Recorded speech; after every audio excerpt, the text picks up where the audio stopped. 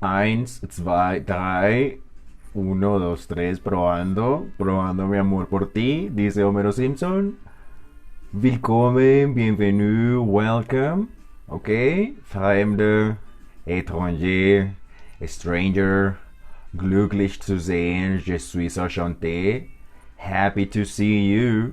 Bleibe, reste, stay. Wir sagen willkommen, bienvenue, welcome.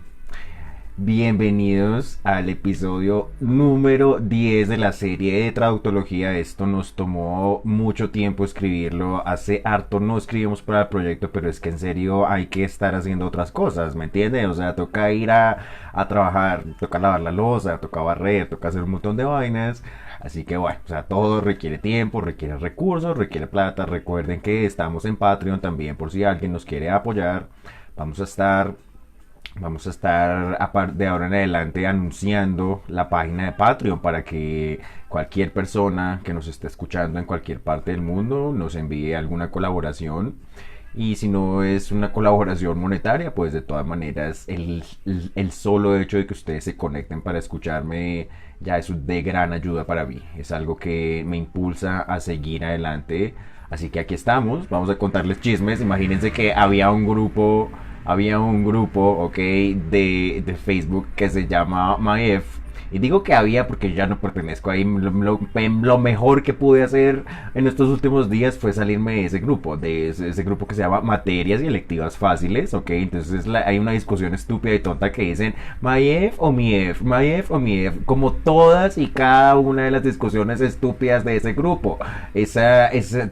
Toda la gente que pertenece a ese grupo son todos igualitos, repetidos, uno igual al otro, así, o sea, eso, así, un clon uno del otro, así, eso ni Stalin, ¿ok? Ni Stalin en los sueños más turbios de él, ¿ok? Eso ni Stalin en los sueños más turbios. Entonces lo mejor que pudimos hacer fue salirnos de ese grupo. Eso después les vamos a contar, así que bueno, sin más preámbulo, vamos a empezar, ok. Habíamos quedado entonces en España. La segunda vez que salí del país, también me dirigí para Alemania. Partí del aeropuerto El Dorado en Bogotá e hice dos conexiones. Una conexión fue en el aeropuerto Newark, que queda en Nueva Jersey, y otra fue en el aeropuerto París, en el aeropuerto Charles de Gaulle, en París, ¿sí? El Charles de Gaulle. Después de eso llegué a Frankfurt, y ahí en Frankfurt pasé una noche. Al otro día tomé un Flixbus y pues era con rumbo al norte del país. Hicimos una parada en la ciudad de Gotinga y por último el destino final, una ciudad en el estado federado de Baja Sajonia en el sur de Hannover, cerca de Brunswick, la ciudad de Hildesheim. Hildesheim, ok, eso es un episodio en mi vida. Mucho es lo que podemos quedarnos escribiendo sobre esta ciudad y sobre todo lo que se vivió, toda la gente que se conoció allá. Para efectos de este 10º episodio vamos a hablar de un solo encuentro, uno solo, en Hildesheim. Un encuentro importante en la vida de un servidor, un encuentro con el conocimiento, con la cultura, con una profunda reflexión en torno al acto de traducir. En este episodio les voy a contar mi encuentro con la docente Conchita Otero. Corría el año 2017 y estábamos en un salón de la Facultad de Lenguas esperando una clase y de pronto el director del programa de alemán, Alfonso Mejía, aparece acompañado de una mujer muy elegante, de ojos claros, cabello corto. Nos presentó a esta mujer que empezó hablando español peninsular y después habló en un alemán tan perfecto y tan bien articulado que lo primero que me produjo Frau Otero fue eso: admiración. Admiración por la forma tan clara y tan precisa en que se expresaba en alemán. Algo que le digo a la gente es que nunca he tenido un docente de alemán con tal nivel de conocimiento y manejo de la lengua de Lutero, de la lengua de Goethe, de la lengua de Rammstein, ¿ok? Aquella vez la docente Conchita Otero nos habló de una oportunidad para ir a estudiar a la Universidad de Hildesheim. Nos dijo que había una beca a la cual nos podíamos presentar y que allá nos esperaba. Efectivamente me presenté a esta beca, me escogieron, compré los vuelos y llegué a Hildesheim a tomar clases con Conchita. Se le van a poner rojas las orejas a la docente de Conchita, pero para mí resulta necesario escribir sobre ella y registrar en estos textos el agradecimiento y mi total admiración por su trabajo y por su proyecto de vida, el cual es también la inspiración de mi podcast. Traductología existe en gran medida por los conocimientos en torno al acto de traducir que he aprendido de personas como Conchita Otero, Sergio Bolaños, Amparo Hurtado y los demás. Todos son muy importantes: Bolaños, Hurtado, Naida, Catford, en fin, cada autor es de gran importancia, Fedorov, pero siempre hay una jerarquía de valores. Siempre nos van a aparecer algunas personas más importantes que otras, y así uno sea un científico o no. En este caso, la única que hasta ahora se merece un episodio completo en mi podcast es Conchita. Procedemos a leer una nota periodística del año 2015 donde nos cuentan un poco sobre el trabajo que hace Conchita. La nota se titula Una exposición sobre el papel de la interpretación durante los procesos de Nuremberg se muestra en la Universidad de Hildesheim. Publicado por la Fundación Academia Europea de Juste, el artículo reza: una exposición realizada por las universidades de Hildesheim y Salamanca documenta ahora la actividad de los intérpretes durante los procesos de Nuremberg 1945 y 1946, en general olvidados. La exposición podrá visitarse en Hildesheim hasta el 17 de diciembre. Gracias al trabajo de los intérpretes fue posible establecer una comunicación ágil entre los jueces, las acusaciones, las defensas, los testigos, los acusados, que hablaban alemán, francés, inglés y ruso. Durante los procesos de Nuremberg tuvo lugar el paso de la interpretación consecutiva a la simultánea, explica Conchita Otero Moreno del Institut für Übersetzungswissenschaft und Fachkommunikation de la Universidad de Hildesheim y miembro del grupo Alfa Queque, como Isiar Alonso, Jesús Baigorri, Críspulo Travieso, que han participado en la exposición también. Los intérpretes tuvieron que adaptarse rápidamente a las condiciones técnicas de la interpretación simultánea con las que no estaban familiarizados antes del proceso. La interpretación simultánea se va a utilizar a gran escala por primera vez en la historia en los procesos de Nuremberg. Un grupo de investigadores de las universidades de Hildesheim y de Salamanca trata de visibilizarlos con una exposición que hoy, 70 años después del proceso, quiere dar a conocer las tareas que realizaron. Como sabrán, hicimos un episodio especial que se llamó Los países que me escuchan 2, ¿sí? Ahí yo dije la grandiosa Conchita Otero, y como dicen en inglés, I stand by it. Así lo creo. Conchita Otero es grandiosa. Conchita Otero es un poema. Conchita es muchas cosas. Es Conchita. Les voy a contar solo algunas como abrebocas a este episodio número 10. Episodio de carácter muy especial porque estamos con una de las grandes y universales. Concepción Otero Moreno es una mujer. Es una mamá. Es una esposa. Conchita Otero es una docente de lenguas extranjeras, es docente de castellano, es docente de alemán, es docente de traducción, es docente de interpretación, es directora de tesis de mucha gente, es intérprete de tribunales, es tallerista, es conferencista, es española, es alemana, es bicultural, es docta, es conocedora, es europea, es muchas cosas más que me gustaría decir, y como dijimos, se le pondrán rojitas las orejas, como dicen Platero y tú. Ellos que también son españoles. Conchita Otero es una docente que nos ayudó a varios conocidos y a mí a ir a estudiar a la ciudad de Hildesheim, en el norte de Alemania, en el estado federado de Baja Sajonia. Conchita es española, me parece que es de Asturias, en el norte. Estudió en la Universidad de Salamanca la misma carrera que hice yo, es decir, filología e idiomas con énfasis en alemán. Cuando conocí a Conchita en el otoño de 2017, ella llevaba 30 años viviendo en Alemania. Es una persona que ha adquirido la cultura y el ser alemán, lo que en alemán llaman das Deutschsein. Pues bueno, Conchita ahí más o menos ya tiene eso. Bueno, es una persona bicultural, no solo bilingüe. O sea, claro, es española, pero ¿me entiendes? O sea, ya de tanto que uno lleva hablando ese idioma, uno no solo adquiere uno no solo adquiere la parte lingüística, sino también la parte cultural, si uno lo aprende bien, por lo menos. Esto quiere decir que no solamente vamos a adquirir la lengua que estamos aprendiendo, sino que también vamos a adquirir la cultura, formas, maneras de ser de otros espacios que hablan otros idiomas, por respeto pasaremos a referirnos a Conchita como Otero, igual que lo hacemos con Bolaños, Hurtado, Naida Catford. Ella también forma parte del panteón de autores, textos y comentarios que es traductología. Otero escribió en 2004 una disertación doctoral que se llamó Comparación lingüística y cultural en la didáctica de la traducción, con énfasis en español. Lo anterior es una traducción. Muchas cosas que ustedes escuchan aquí pues son traducciones, nunca olviden eso.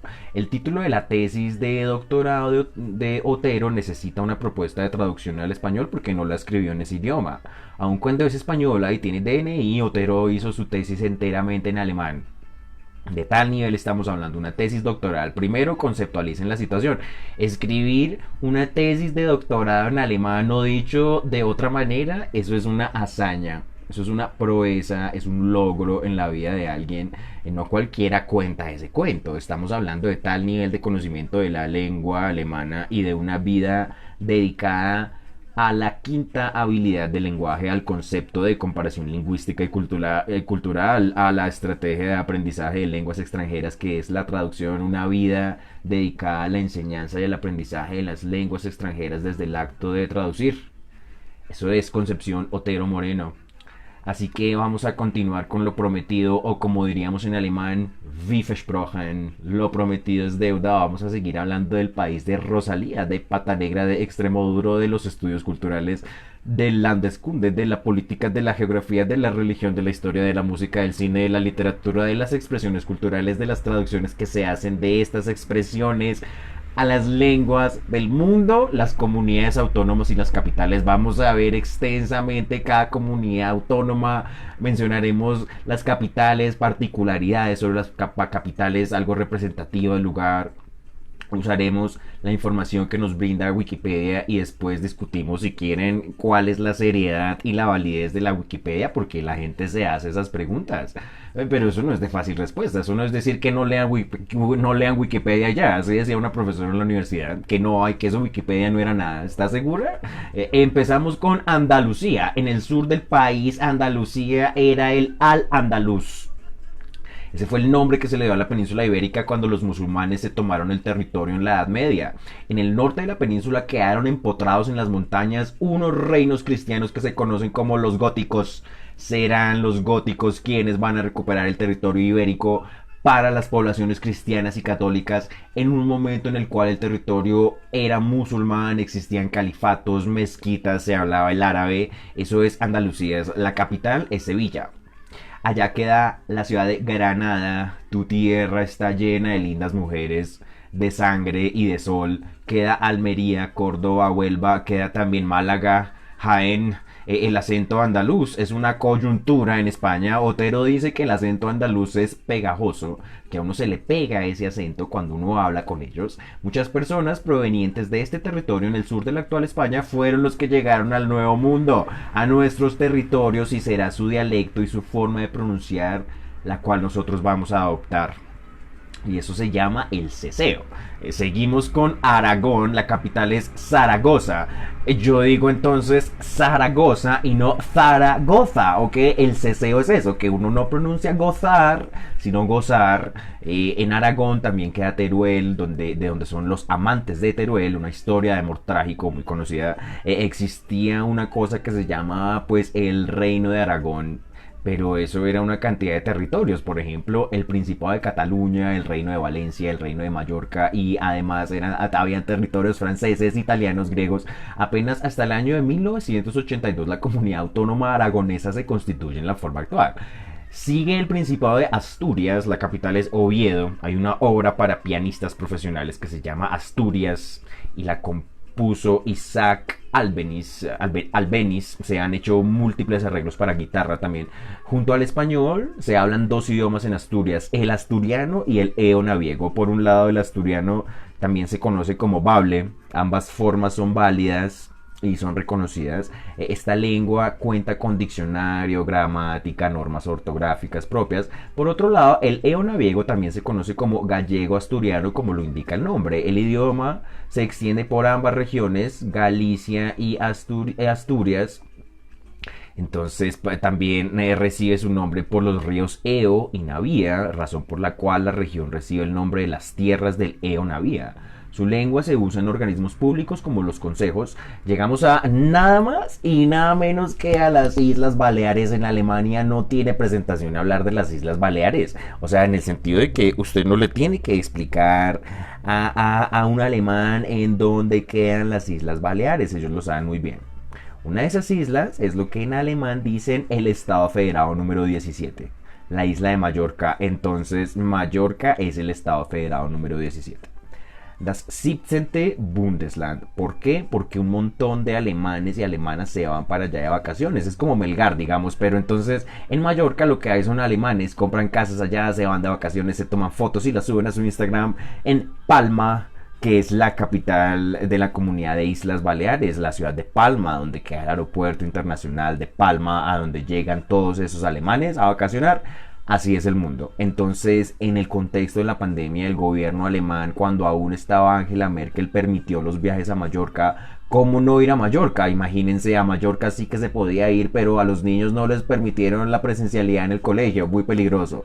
En fin, otras islas son, por ejemplo, Menorca, Ibiza, Formentera, son sitios turísticos que atraen muchos foráneos que les gusta escuchar a los DJs.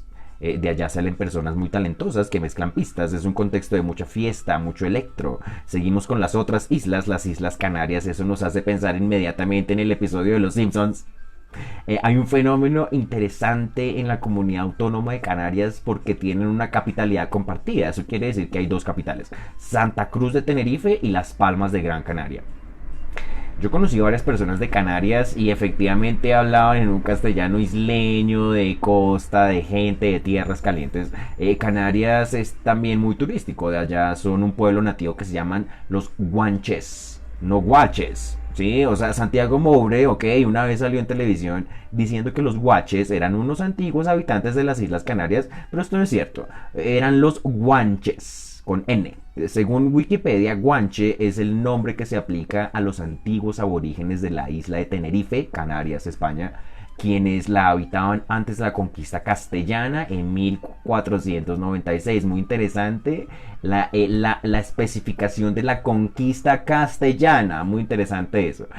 Allá les cuentan que son los castellanos, aquí es que son los españoles. ¿Cuáles son? ¿Sí? Eso sí tenía distinción. Bueno, pero los guanches, hoy en día existe un municipio por los guanches, hoy en día existe un municipio en la isla de Tenerife que se llama La Guancha. También hay La Guancha en Ponce, en Puerto Rico. Eso lo veremos después. Seguimos en Cantabria. La capital es Santander. En Colombia, para nuestro público internacional, les contamos que en nuestro territorio hay dos departamentos que se llaman Santander y Norte de Santander, en donde quedan Bucaramanga y Cúcuta. Toman su nombre de esta región en la actual Cantabria. Allá pasa el río Ebro, que es la tierra de los cántabros. Se cree que el nombre es de origen celta, pero no hay acuerdo. Sus gentes son conocidas también como montañeses. Están al norte de la península, lo más al norte que tiene España. Como dijimos, la capital es Santander. Con respecto al nombre, nos dicen que los filólogos consideran que el nombre actual Santander proviene del nombre de Portus Sanctorum Emeteri Celedoni, San Emeterio, por evolución, Sancti Emeteri, Sancti Emderi, Sanct Endere, Sanandero, Santendere, Santenderio, Santander.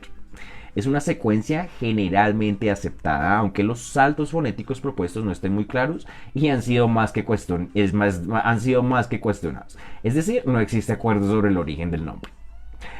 Sigue Castilla-La Mancha, allá queda Albacete, Ciudad Real, Cuenca, Guadalajara, Toledo. En México también hay Guadalajara, la capital es Toledo. En estudios de traducción hay un tema muy discutido que ustedes, traductólogos y traductólogas, ya tendrán en la mente: los traductores de la Escuela de Toledo. A partir de 1085, año en que Alfonso VI conquistó Toledo, la ciudad se constituyó en un importante centro de intercambio cultural. Allá se traducía, por ejemplo, Aristóteles del árabe al latín y al castellano. Amparo Hurtado dice en una entrevista que la Escuela de Toledo no era ninguna escuela en el sentido en que no se enseñaba a traducir, pero sí era un grupo grande de personas dedicadas a esta actividad. En alemán se llama pues la Übersetzerschule von Toledo, y de ahí era un traductor que se llamaba Germanus Alemanus, Germán el alemán. De la misma forma que existe Notkia Teutonicus, Notkia, el alemán, monje y traductor suizo, parece ser perenne la idea de que tener una nacionalidad va vinculado con la idea de hablar la lengua que hablan allí. A mí también me han dicho Marcel el alemán, pero no comparto esto. Seguimos con Castilla y León, la capital es Valladolid. Hay un periodista colombiano que se llama Juan Gosaín, salió por internet últimamente y decía que habían campesinos en las costas de Colombia que utilizaban la expresión manquesea. Explicaba que esta palabra significa aunque sea y que tal era la forma antigua que antes se decía. Diana Uribe una vez dijo también manquesea en una conferencia. Entonces en Castilla y León queda una ciudad que se llama Ávila. En Ávila queda el castillo de Manqueospese o Anqueospese. Se conoce de ambas maneras a esta atracción turística del municipio de Mironcillo, precisamente porque ambas palabras tienen el mismo significado, aunque y manque. La diferencia es temporal, digamos, porque una es más antigua, otra es más reciente en el idioma. Esas son las curiosidades de la lengua castellana que compartimos con España. También queda la ciudad de Salamanca, donde queda la famosa y sonada Universidad de Salamanca. Es de esta universidad de donde surge para el resto del mundo la vida y la obra de Conchita Otero. Habíamos mencionado los alfaqueques. Según la RAE, un alfaqueque era un hombre que, en virtud de nombramiento de autoridad competente, desempeñaba el oficio de redimir cautivos, libertar esclavos, prisioneros de guerra. Según la controversial Wikipedia, un alfaqueque era la persona que se encargaba de rescatar a los cristianos esclavos en los países musulmanes. Aparecen en las 7 partidas como hombres de honor encargados, conocedores de la lengua arábiga. En los siglos XIV y XV ya eran mudejares, elches y hasta judíos. En fin, un alfaqueque era una persona que hablaba por un lado el castellano en ese momento y por otro lado el árabe. Desempeñaban funciones similares a lo que hoy en día llamaríamos intérpretes simultáneos. Otero nos enviaría a leer sobre Community Interpreting. Es con base en el nombre de estos antiguos intérpretes que se bautiza un grupo de investigadores en la Universidad de Salamanca que se va a llamar Alfaqueque. Alfaqueque se llama el grupo de investigación al cual pertenece Otero y otros. Han publicado ya varios libros en torno al tema de la traducción como un asunto disciplinar, científico. Recuerden que habíamos hablado del asunto de la legitimación de las diferentes disciplinas. Labores como el grupo Alfaqueque son un aporte al estatus científico y a la ciencia traductológica. En tiempos donde estudiantes universitarios de lenguas extranjeras se preguntan que qué tiene de científico investigar sobre traducción. Eso es una anécdota. No podemos dejar de mencionar que el idioma que hablamos proviene de esta región, el castellano viene de Castilla. Así es simple. Cuando estos territorios se unifiquen, se van a llamar España y por eso el idioma también se conocerá como español. Pero pues son lo mismo, no son lo mismo. Los expertos en lenguas dicen castellano, los no expertos dicen español. Este temita genera cualquier cantidad de pasiones como una novela. ¿No ven ustedes que que de allá es quien inventó la novela? Obviamente hablamos de Miguel de Cervantes Saavedra y su obra cumbre El caballero de la triste figura, El Quijote de la Mancha. Citamos el capítulo 8 para augurarnos buenas cosas. La aventura va guiando nuestras cosas mejor de lo que acertáramos a desear, porque ves allí, amigo Sancho Panza, donde se descubren 30 o poco más desaforados gigantes con quien pienso hacer batalla y quitarles a todas las vidas, con cuyos despojos comenzaremos a enriquecer, que esta es buena guerra y es gran servicio de Dios quitar tan mala simiente sobre la faz de la tierra. Es un gran servicio de Dios darle el fuego a los hombres también. Así que seguimos acá. Cataluña, ok. La capital de Cataluña es Barcelona. Antes se llamaba Barcino. Era el nombre que le habían puesto los romanos. Por eso Juan Manuel Serrat dice que el Quijote va cargado de amargura, que allá quedó su ventura en la playa de Barcino frente al mar. Esa canción se llama Vencidos. Cataluña pertenecía al reino de Aragón, también se conocía como la Marca de España, el punto donde terminaba el mundo occidental y empezaba el mundo árabe. Los que cuidaban las marcas se llamaban marqueses. Cuando pensamos en Cataluña pensamos en el separatismo. A uno desde Colombia le parece que el separatismo es solo en Cataluña, pero no, en Galicia también hay, en Valencia también hay, en Andalucía también hay. Hay un espíritu, un ánimo de no querer dejarse representar por lo que se llama España. Y esto es de tal nivel de polémica, o sea, es el asunto del nacimiento de una nación, cómo surge una nación. Y cuando surge todo el mundo está de acuerdo con eso, o sea, la historia responde que no. A 22 años del siglo XXI se sigue poniendo en cuestionamiento el surgimiento de las naciones y ese cuestionamiento tiene que ver con la idea de que hubo poblaciones, unidades lingüísticas y culturales que no fueron tenidas en cuenta a la hora de formar los proyectos nacionales. Aquí y allá. Es por eso que en Colombia, apenas en la Constitución de 1991, nos reconocemos como multiétnicos, es decir, se reconoce que no solo los criollos forman esta nación, sino también las poblaciones indígenas que han estado allí desde hace mucho. En Cataluña pasa lo mismo, con sus particularidades, pero es lo mismo. Una lucha de una población, una unidad lingüística diferente a la española que no quiere asimilarse a la identidad española, sino que quiere tener la suya propia. Allá en Cataluña, algunos te van a decir, no somos españoles, somos catalanes, o una lucha para que se reconozca la identidad de la cultura y la lengua catalana como una circunstancia distinta de la identidad, la cultura y la lengua castellana o española. Es decir, los primeros que se enteraron de que había tal cosa como el Imperio Español donde nunca se oculta el sol fueron los vecinos de los castellanos, los catalanes, los gallegos, los vascos. El asunto de que antes había una cultura y una forma de habitar que es reemplazada por otra cultura y otra forma de habitar pasó primero allá. El asunto de que se perdieron culturas en aras de otras pasó primero allá. El asunto de que a la gente le tocó empezar a hablar castellano en vez de su lengua materna, eso pasó primero allá antes de que pasara todo lo que vino a pasar en América. Ya venían ellos con ese problema de decirle al otro que tiene que dejar atrás su cultura y sus tradiciones y que ahora pertenece a un imperio. Me parece relevante reflexionar sobre el hecho de que muchas cosas que vivieron las poblaciones aborígenes del Nuevo Mundo primero las vivieron muchas poblaciones allá con ese mismo imperio. Eso debería hermanarnos con los gallegos, con los vascos, con los catalanes. Así que bajándole a las pasiones, seguimos con la comunidad valenciana. Fue lo primero que conocimos de España. Allá en la Comunidad Valenciana quedan Valencia, queda Alicante, queda una pequeña ciudad turística donde no hay españoles, sino donde quedan solamente migrantes con sus hijos. Y esa ciudad se llama Benidorm. Estuvimos allá en Benidorm, en la costa del Mediterráneo, caminando por sus playas y sus avenidas llenas de bares para turistas ingleses. Naturalmente no van solo los ingleses, pero sí hay hartos ingleses en Benidorm y se les conoce con el nombre de guiris. Entonces un guiri, ok, un guiri pues simplemente es un español y ya es todo lo que es. Entonces se habla de los guiris allá, entonces bueno, entonces queda Benidorm, imagínense Mallorca, sí, pero en vez de alemanes, ingleses, así de simple. En Valencia está la estatua del mío Cid.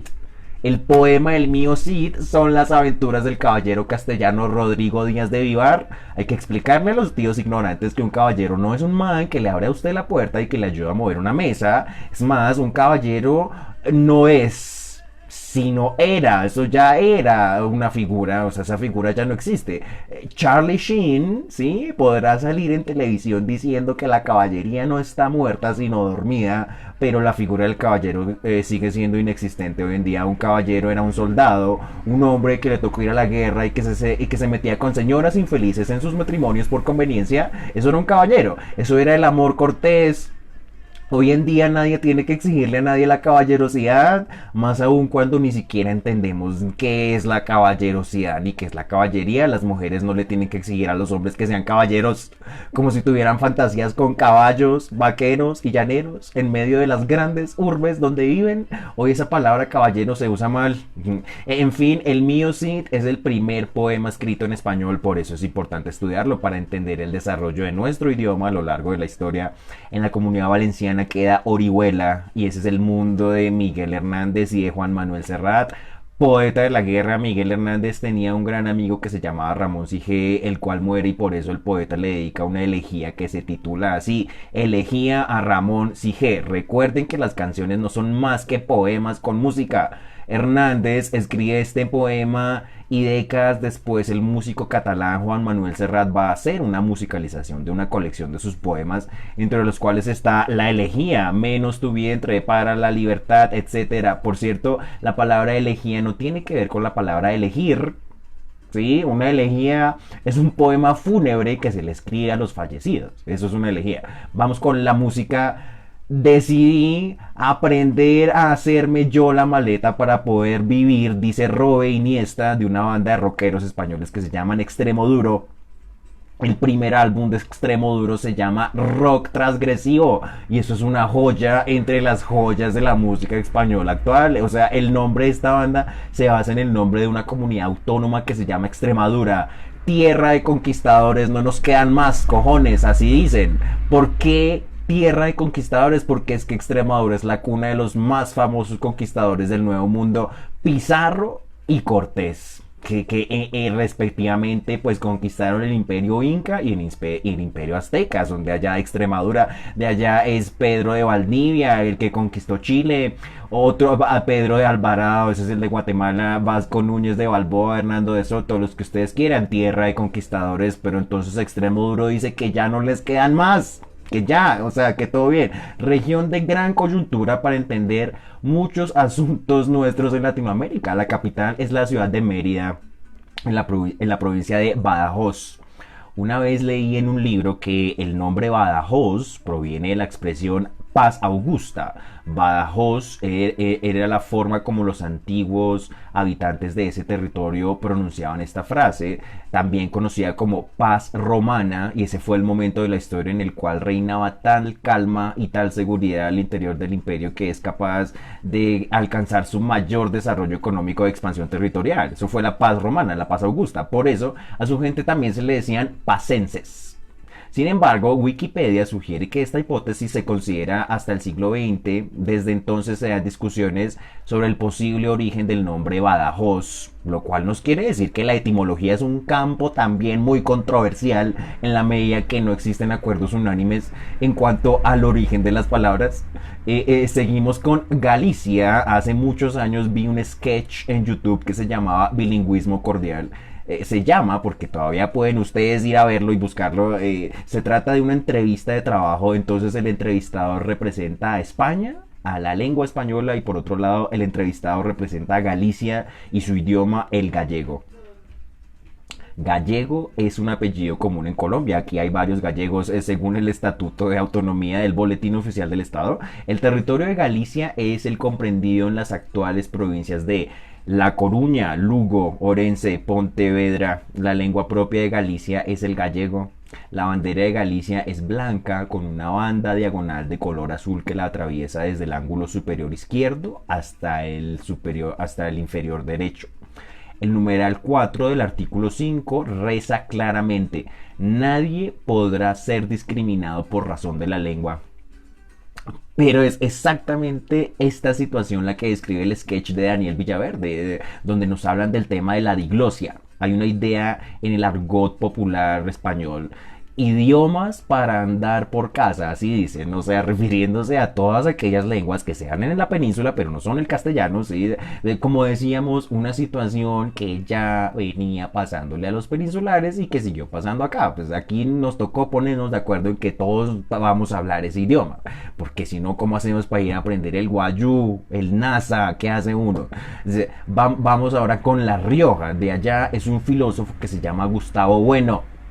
Nació en un lugar que se llama Santo Domingo de la Calzada, donde cantó la gallina después de alzada. El 1 de septiembre de 1924 desarrolló un sistema de pensamiento que se llama materialismo filosófico, señalado como uno de los mayores filósofos españoles. Al señor Bueno lo vimos una vez en un video de YouTube, que también es tan controversial y no le sirve a los académicos como la Wikipedia. Ahí empieza uno a ver un patrón, ¿no? ¿Qué será el mundo de internet para los docentes universitarios?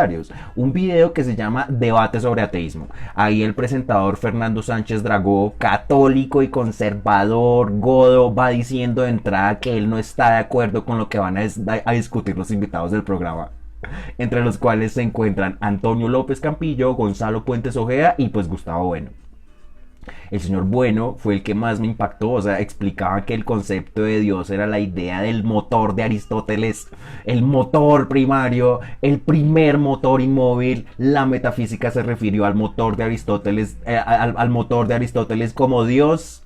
En otro video, el señor Bueno discutía el significado de la palabra felicidad. Decía que no era posible que los libros de autoayuda le dijeran a la gente cómo ser feliz, porque en primer lugar no es unitario el significado de felicidad. No estamos de acuerdo en lo que aquello significa. Bueno ha escrito libros como El animal divino, El mito de la cultura, El mito de la izquierda, El mito de la derecha, entre otros. Autor prolífico, a este riojano ilustre le hacemos una mención.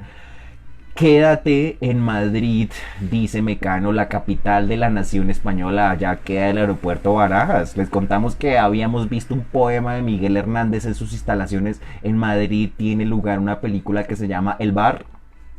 En internet se encuentra la siguiente descripción. Son las 9 de la mañana y un grupo de varias personas desayunan en un bar en el centro de Madrid. Uno de ellos tiene prisa y abandona el bar. Al salir por la puerta recibe un disparo en la cabeza. Sin embargo, nadie puede ir a socorrerlo y nadie entiende qué está ocurriendo, por qué están atrapados dentro del bar.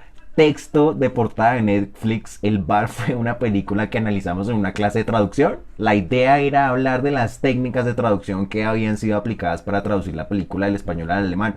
Esa materia se llamaba la traducción de los referentes culturales en los medios. Y lo que hicimos fue ver cine todo el semestre. Es el fundido en negro y después el plano picado al revés del rascacielos, La máquina de los sueños y su encuentro con la teoría de la traducción. Vimos Julieta, 8 apellidos vascos, 8 apellidos catalanes, El laberinto del fauno, Diarios de motocicleta, Volver con Penélope Cruz, Perdiendo el norte. Un montón de películas. Todo el semestre fue a hablar de cómo se traducían los textos audiovisuales de un idioma al otro. Si existe el paraíso, ver ahí, un lugar donde uno se pone a hablar de lenguas, del español, del alemán, del inglés. Vayan y se ven el bar a ver cómo les parece. Seguimos con Murcia. También es en la costa del país. Allí ya empezamos a escuchar un español mucho más de tierra caliente, mucho más relajado al pronunciar las consonantes. Allá también queda Cartagena, ¿sí? Por eso cuando uno habla con españoles hay que explicarles que aquí queda Cartagena, pero de Indias, porque para ellos Cartagena significa esta ciudad en la comunidad de Murcia. La capital es Murcia. También sucede una cuestión similar a la de Hamburgo, Bremen y Berlín en Alemania, o sea, donde las tres son tanto estado federado como ciudad. Murcia es comunidad autónoma y es ciudad. Vamos acabando, ya quedan Navarra, el País Vasco, Ceuta y Melilla. 19 estatutos de autonomía, 19 comunidades autónomas. Navarra se conoce como comunidad o régimen foral.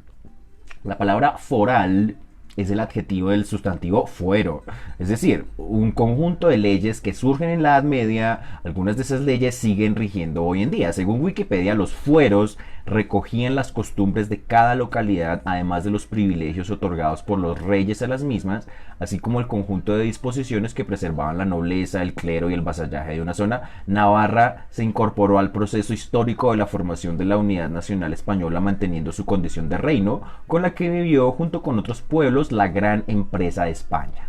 De esta manera comienza el Estatuto de Autonomía de Navarra. Su capital es Pamplona. Navarra era una región muy progresista en términos de organización política y leyes, no así otras regiones que sí tuvieron necesidad de constituirse como comunidades autónomas partiendo desde cero. En Navarra ya existía un régimen foral, cuya adaptación a la Constitución Española de 1978 le permitió continuar con una alta autonomía venida de antes. Pamplona, se dice, fue fundada por Pompeyo. Allá se hacen unas fiestas que se llaman los Sanfermines, en honor al patrono de Pamplona, San Fermín. Se dice que estas fiestas empezaron a gozar de reconocimiento mundial al ser mencionadas en el primer libro importante de Ernest Hemingway, que se llama The Sun Also Rises. En español lo tradujeron por fiesta. Y es un ejemplo de cómo es una traducción pues muy distinta, ¿no? The sun also rises quiere decir el sol también sale, así es lo que quiere decir, pero en español la tradujeron por fiesta, así se llama fiesta en español. En inglés, the sun also rises, ok, entonces es una historia de una serie de personajes de la generación perdida y sus viajes en Francia y en España. Una parte de Navarra constituye, junto con Álava, Guipúzcoa y Vizcaya, el País Vasco.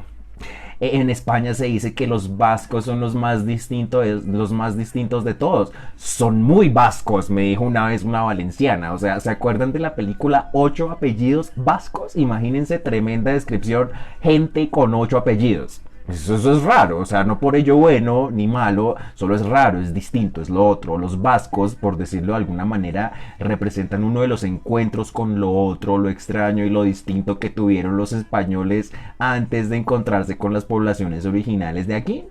Insistimos en la idea de que vale la pena pensar en eso. Al relato de que los españoles vinieron a hacer todo lo que hicieron en América, le falta la parte de que también hicieron lo mismo allá. País Vasco es el nombre moderno que le damos a este territorio porque ellos siempre se han llamado en el idioma de ellos Euskal Herria.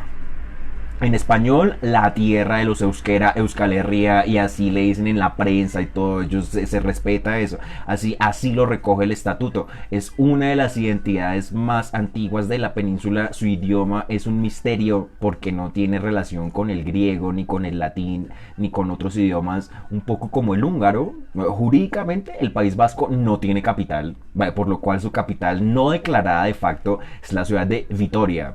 Desde allí se manejan muchos asuntos de toda la comunidad. Allá queda San Sebastián. San Sebastián se conoce como Donostia en el idioma local. Queda en el Golfo de Vizcaya, a 30 kilómetros de Francia, donde también queda una parte del País Vasco. Hay un episodio en la historia de España que se llama ETA. Euskadi ta Askatasuna, en cristiano, País Vasco y Libertad. La ETA fue un grupo terrorista cuyos miembros eran conocidos como etarras. Pusieron bombas, secuestraron gente, salieron por los medios de comunicación y lo que buscaban era la constitución de un estado socialista en Euskal Herria que fuera independiente de Francia y de España. Estuvieron en operación 60 años, desde 1958 hasta 2018, cuando confirmaron la disolución de todas sus estructuras en mayo de ese año. José Manuel Arturo Chao, más conocido como Manu Chao, escribió una canción que se llama Clandestino. Y ahí es cuando nos dice que para una ciudad del norte él se fue a trabajar. Otra frase de esa canción es: mi vida la dejé entre Ceuta y Gibraltar. Ceuta es una ciudad en África, limita con Marruecos, es una de las comunidades autónomas españolas. Las personas que nacen en Ceuta se conocen como ceutíes. El Estatuto de Autonomía dice que Ceuta, como parte integrante de la nación española, accede a su régimen de autogobierno y goza de autonomía para la gestión de sus intereses. No obstante, debido a la cercanía con el sur de la península, los ceutíes están vinculados en gran medida con el mundo de Andalucía. Por ejemplo, en Ceuta no existe una universidad para la educación superior, por lo cual los ciudadanos que desean estudiar dependen de la Universidad de Granada, igual que Melilla no tiene órgano de poder judicial, por lo cual existe el Tribunal de Justicia de Granada, Ceuta y Melilla. Melilla queda más al occidente del estrecho de Gibraltar, pero también es española. Wikipedia nos cuenta sobre la población melillense que el castellano es la lengua oficial, la habla la mayoría de la población melillense y es además la lengua materna de 7 de cada 10 habitantes. La lengua rifeña es también lengua materna de una gran parte de la población y su uso, aunque de ambiente familiar y social muy extendido, se llama lengua rifeña porque porque Melilla se encuentra en el corazón de la región montañosa del Rif. Una parte de la comunidad musulmana habla el árabe, así como de la comunidad judía ellos hablan el hebreo, aunque en menor número. El inglés es el idioma extranjero que más se estudia. Está muy extendido el uso del francés con fines comerciales debido a la cercanía con Marruecos y pues obviamente Argelia. Bueno, esto fue un paneo muy general de todo lo que es España y lo que queda por fuera. O sea, por ejemplo, nos faltó hablar del franquismo, ¿ok? De cómo los españoles les tocó volverse expertos en doblar películas, porque así lo había determinado Franco. En fin, el tiempo es corto, las ansias son largas de vivir. Vamos a terminar este recorrido tan bacano con el siguiente fragmento de la tesis de Otero. Aprender una lengua extranjera supone cada vez más la confrontación con los trasfondos culturales, no solo con el propósito de tener un buen desempeño comunicativo en otras culturas, sino también en el marco de los fundamentos curriculares en la formación escolar y particularmente en la formación universitaria de expertos de la comunicación, traductores, intérpretes, mediadores culturales.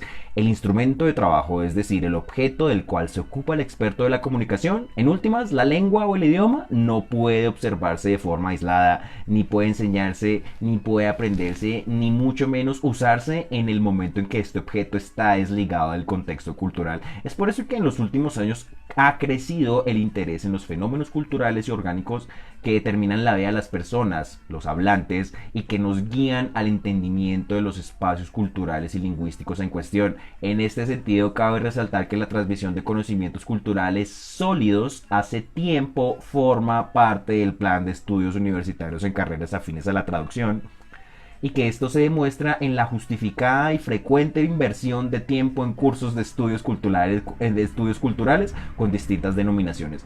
Estos 4 párrafos nos hacen soñar, es un sueño la docente Conchita o Conchita Otero, Otero Conchita, una persona que inspira muchas de las cosas que suceden en este podcast.